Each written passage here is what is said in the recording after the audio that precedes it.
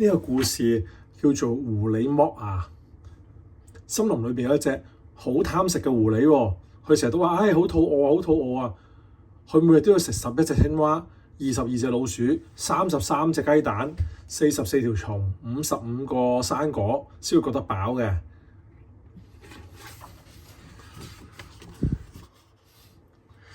森林裏邊有一條叫做拉拉村，裏邊養咗啲鵝啊、鴨啊咁樣嘅，跟住佢哋咧啲村民咧就養呢啲鵝鴨咧攞出去賣嘅嚟賺錢。有一日，狐狸咧嚟咗條村落喎，佢見到哇又有雞又有鴨又有鵝，佢想食咗呢啲喎。佢就攞條蟲咧引佢哋喎，咁咧引完佢哋咧就捉住佢哋喎，偷嚟食。啲村民咧見到啲雞鴨啊俾人偷咗咧，啲數量越嚟越少喎，佢哋估係狐狸偷㗎啦。佢哋想諗辦法捉狐狸喎，又攞啲夾啦，又攞啲陷阱啦，又攞個網啦，咁樣。但係咧，一路都捉唔到狐狸，因為狐狸好聰明喎，成日喺狐狸陷阱裏邊走甩咗喎。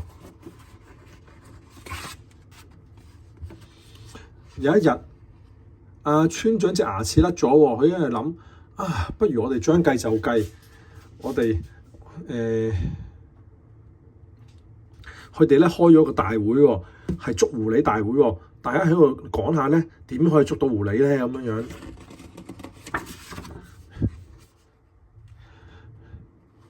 村長話：拉拉村咧有個古老嘅魔法，喺月圓之夜，即係個月亮好圓嗰陣時，將啲牙齒咧埋入去泥土裏邊許願咧，隔幾日願望就會變成真㗎啦。埋低幾多粒牙齒咧，佢就會相同數量嘅禮物出現。村長又懶係神秘咁話：今晚月圓啊，係10年先一次嘅超級圓嘅月亮啊！啲禮物會變成10倍嘅，大家趕快行動啦咁樣。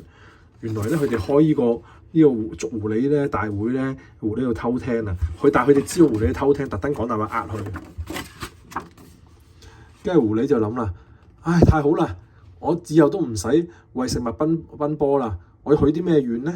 雞鴨鵝我全部都要。但係掹牙一定好痛噶啦。我應該掹幾多隻牙咧？佢諗：咦，佢係許願之後10倍啊嘛，一隻牙就有10隻雞，2隻牙就有20隻雞。佢越多牙就越多雞。佢諗下，佢跟住佢忍住痛咁掹下一隻咁樣。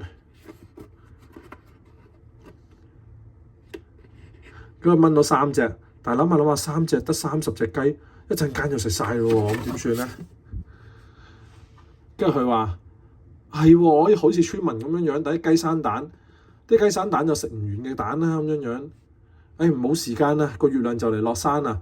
於是佢係咁掹啲牙，佢終於掹到11隻牙出嚟喎。跟住咧，佢又瞓覺啦，呼呼大睡，佢打晒鼻鼾，等佢變啲雞仔出嚟啦。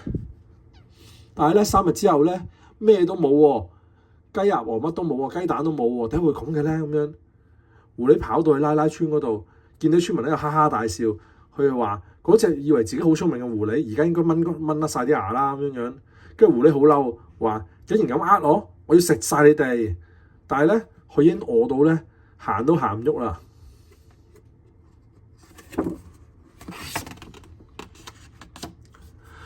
冇咗11隻牙嘅狐狸，連咬雞蛋殼啊都好難咬爛啊！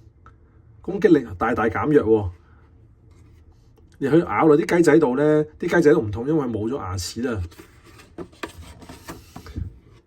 狐狸再冇辦法狼吞虎咽咁食嘢啦，佢食嘢速度變得好慢，要慢慢咁咬。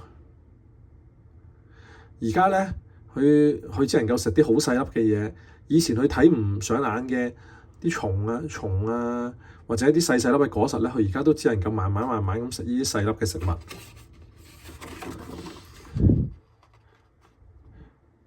狐狸多咗好多時間出嚟，佢決定改行做牙醫啊！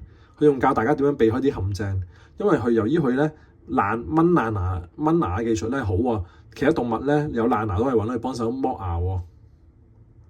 跟住咧，佢幫同一動物剝完牙咧，啲動物就攞啲食物俾佢交換咯。咁所以咧，狐狸之後佢都唔使再捉啲雞仔食啦。